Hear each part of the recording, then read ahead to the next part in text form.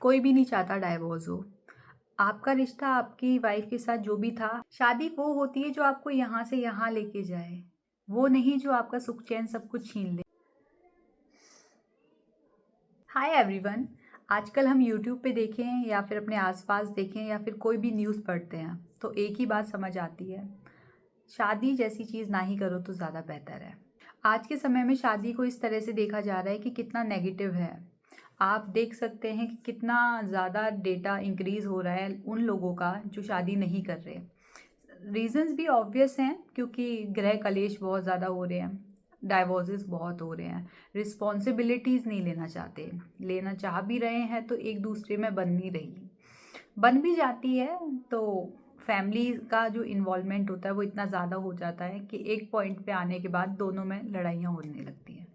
हर किसी का नज़रिया अलग होता है शादी को लेके। अगर मैं अपने नज़रिए की बात करूं तो शादी एक ऐसा रिश्ता है जहां पे आपको ना सिर्फ अपना एक पार्टनर मिलता है लाइफ टाइम के लिए, आपको उसके रूप में एक आपको दोस्त मिलता है, सोलमेट मिलता है, एक ऐसा इंसान मिलता है जिसके पास आप जाकर अपने दुख बताओ तो वो जज नहीं करेगा।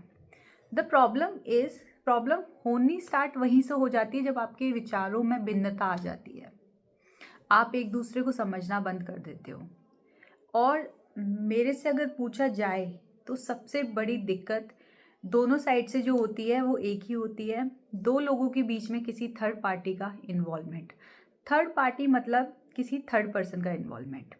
हस्बैंड और वाइफ के बीच की जो बातें हैं जब तक उन दोनों तक हैं तो यकीन मानिए वो रिश्ता बहुत हद तक सेफ है।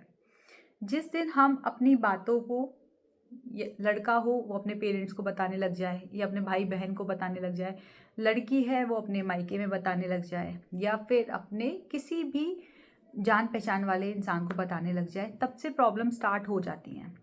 तो अगर आपको इस चीज़ को लॉन्ग लास्टिंग बनाना है, अगर शादी को लंबा चलाना है तो प्लीज़ आप दोनों की बातें जो हैं वो अपने तक रखिए।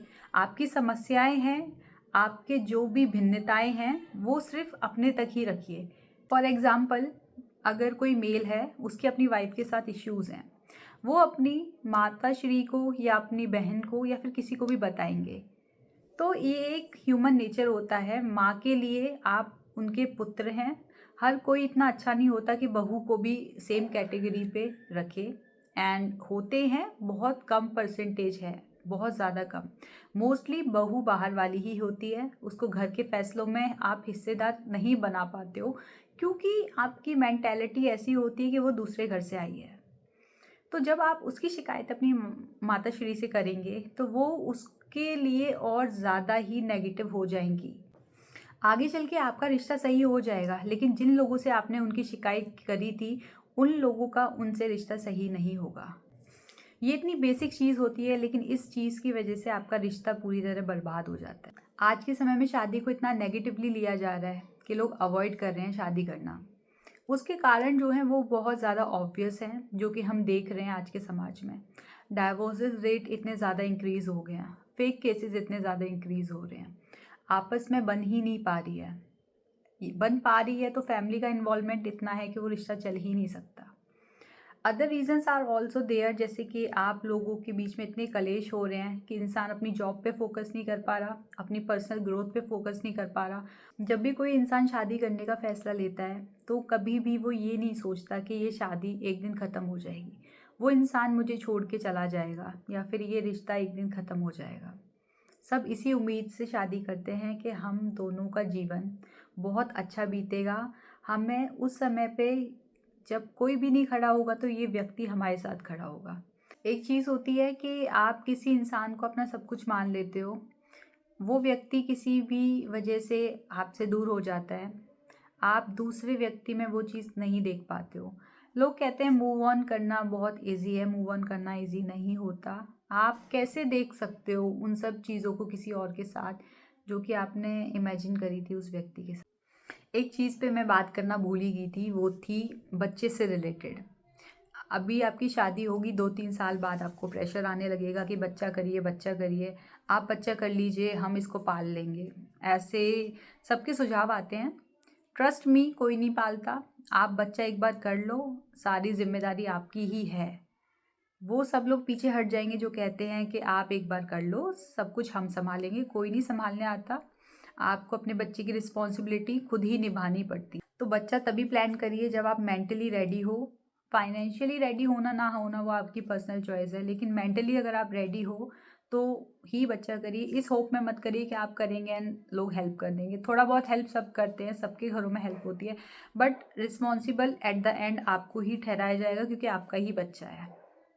अगर आप उनमें से हैं जिनकी शादी होने वाली है या फिर शादी के लिए लड़की देख रहे हैं या लड़का देख रहे हैं, मेरी बस एक बात मानिएगा, एंड ये शायद बहुत ज़्यादा हेल्पफुल आपके लिए साबित हो। जिससे भी आप शादी करना चाहते हैं, शादी से पहले बैठिए, आपके जो भी इश्यूज़ हैं related to your finances, related to your family planning, related to your relations with the people who are involved in this marriage, वो सारे सॉर्टेड आउट करिए।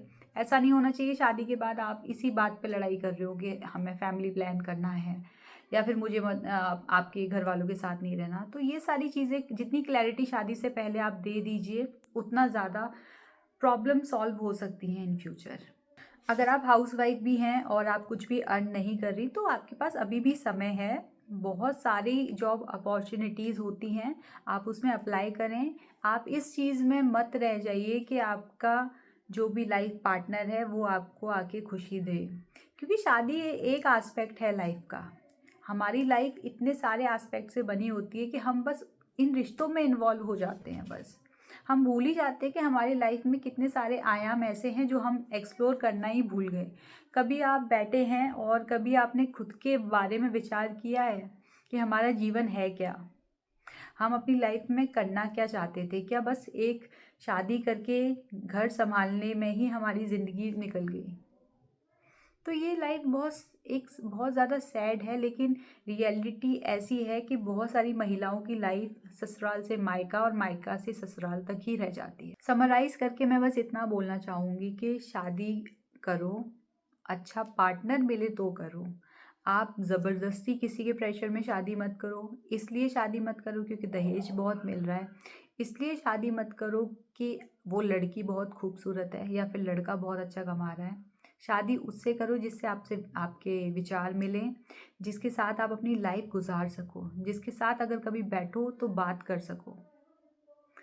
क्योंकि शादी बहुत बड़ा डिसीजन होता है, इसको ऐसे ही मत ले दो कि प्रेशर आया, एक्सटर्नल प्रेशर आया और हमने शादी कर ली। इस चीज़ की वजह से शादी मत करो। Your life will become hello, and seriously it will become hello, क्योंकि आप दो लोगों ने जिस बेसिस पे शादी करी थी, 2-3 साल में वो चीज़ ख़त्म हो जाती है। बाद में आते हैं तो रियल लाइफ स्ट्रगल्स। तो आप उन रियल लाइफ स्ट्रगल्स की बात अगर उस अपने पार्टनर से नहीं कर सकते हो तो शादी का क्या मतलब रहा? फिर क्लैशेस होंगे, लड़ाई झगड़े होंगे और एंड में डाइवोर्स। एंड कोई भी नहीं चाहता कि डाइवोर्स हो। सबकी शादी बहुत खूबसूरत हो, इतना ही मैं प्रे करूँगी। जिसके भी साथ आप रहो, आप उनकी लाइफ में सुकून लाओ और वो आपकी लाइफ में सुकून लाएं। जहाँ पे पीस होगा वहाँ पे एक हैप्पी फैमिली होगी।